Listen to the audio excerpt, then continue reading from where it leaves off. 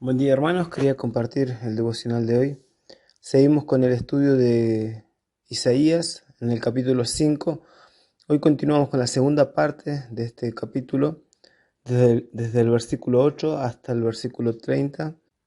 No lo vamos a leer completo, vamos a leer los primeros versículos. En el devocional anterior vimos desde el versículo 1 al 7 cómo Isaías cambia su estrategia. Él no va a simplemente pronunciar las palabras de Dios, el mensaje de Dios para el pueblo, sino que él expresa el mensaje de Dios cantando. Y lo hace con una parábola conocida como la parábola de la viña, o podemos decirle el del labrador y la viña. La conclusión de esta parábola es que Isaías no había dado ese fruto que Dios esperaba en ellos. La reflexión para el pueblo es que Dios había sido muy bueno con ellos.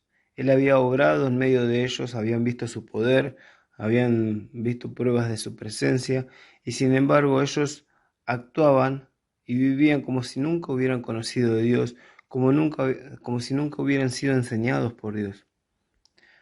La parábola dice que el labrador esperaba uvas de alta calidad, sin embargo obtuvo uvas silvestres.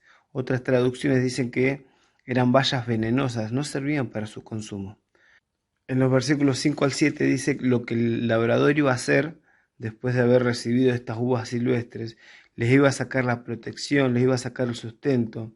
Y termina el versículo 7, dice, esperaba juicio y aquí vileza, justicia y aquí clamor. En castellano no se aprecia mucho lo que está haciendo Isaías, pero está haciendo un juego de palabras. Sería para nosotros como casa con Z y casa con S. Suenan parecidos, pero son dos cosas distintas. Y lo mismo hace Isaías con estas palabras: juicio y vileza, justicia y clamor. Ahora sí, leamos Isaías capítulo 5, versículo 8. Hay de los que juntan casa a casa y añaden heredad a heredad, hasta ocuparlo todo. ¿Habitaréis vosotros solos en medio de la tierra? Ha llegado a mis oídos de parte de Jehová de los ejércitos que las muchas casas han de quedar asoladas sin morador, las grandes y hermosas.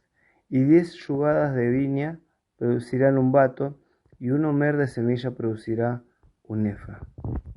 Si leemos el resto del capítulo, vamos a ver que desde el versículo 8 comienzan los ayes, que es un término que se utiliza para expresar sufrimiento, y lo utilizaban los profetas cuando advertían sobre el juicio de Dios que viene sobre Israel o sobre las naciones. Por sus pecados, ellos iban a lamentar las consecuencias.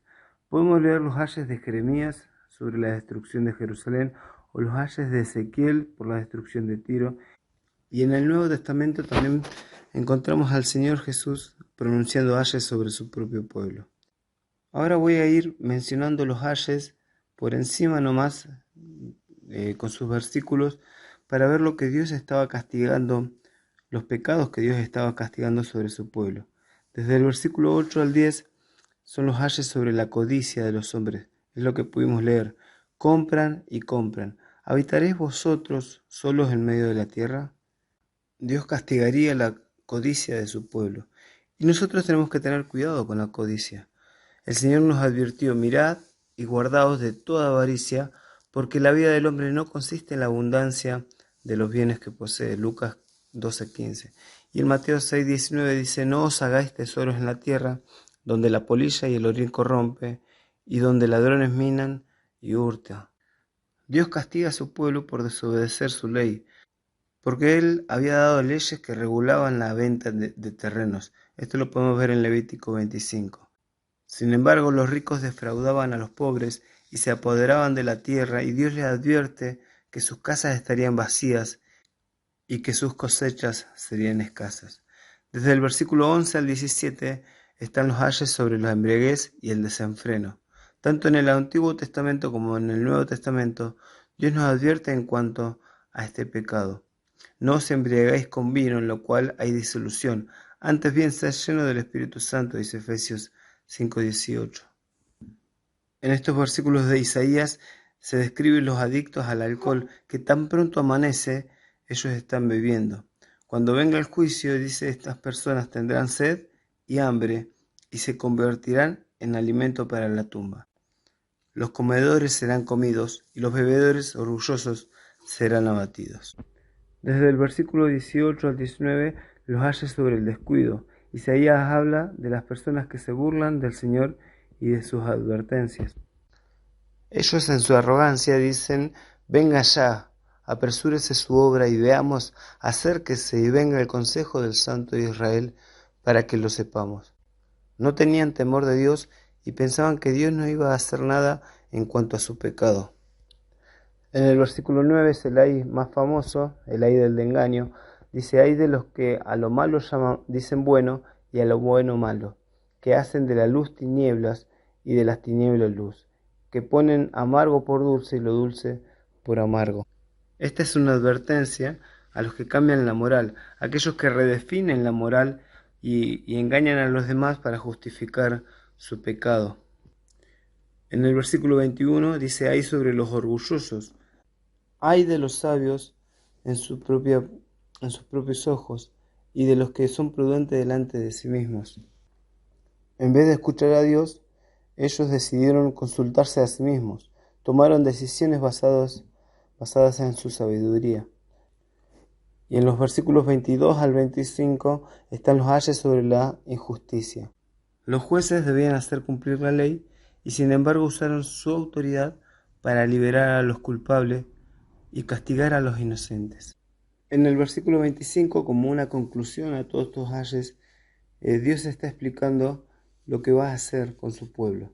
Dice el versículo 25: por esta causa se encendió el furor de Jehová contra su pueblo, y extendió contra él su mano, y le hirió, y se estremecieron los montes, y sus cadáveres fueron arrojados en medio de las calles. Con todo esto, no ha cesado su furor, sino que todavía su mano está extendida.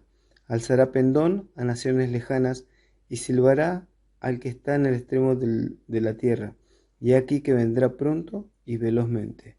Esto está haciendo una referencia a que Dios traería el ejército asirio desde muy lejos y lo usaría para castigar a su pueblo.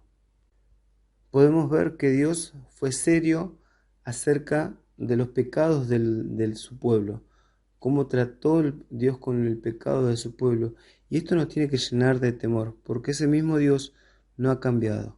No podemos tomar el pecado a la ligera. Gálatas 6:7 dice: no os engañéis, Dios no puede ser burlado, pues todo lo que el hombre sembrare, eso también segará. A veces pensamos que, bueno, Dios ya nos perdonó, podemos pecar. Sin embargo, este mismo Dios que obró tan duramente con el pecado de su pueblo, es el mismo Dios que hoy obra en la iglesia. Hebreos 6:11 dice: porque Dios corrige y castiga a todo aquel que ama y que considera a su Hijo. Lo leo en otra versión. Y Pablo le dice a los corintios que por tomar indignamente la cena del Señor y no discernir el cuerpo del Señor, muchos entre ellos estaban enfermos y debilitados, y otros duermen, estaban muertos. Y esto consecuencia de haber tomado el pecado a la ligera. Cuando leemos pasajes como estos, no tenemos que pensar, oh, qué malo que es Dios, sino que debemos pensar cuán santo es Dios y cuán terrible es el pecado. Dios no tomó nunca el pecado a la ligera. Y cuando el Señor estuvo en esa cruz, Dios derramó toda su ira, no tuvo contemplación. Y pensar en esto tiene que llevarnos a temer, no a tener una licencia para pecar. Pablo le decía a los romanos: ¿qué pues diremos? ¿Perseveraremos en el pecado para que la gracia abunde? En ninguna manera, porque lo que hemos muerto al pecado, ¿cómo viviremos aún en él? Que podamos meditar en esta mañana lo horrible que es el pecado y cómo Dios siempre trata con seriedad el pecado, para que se llene de temor nuestro corazón y esto nos lleve a tener vidas más santas. Que tengan un hermoso día.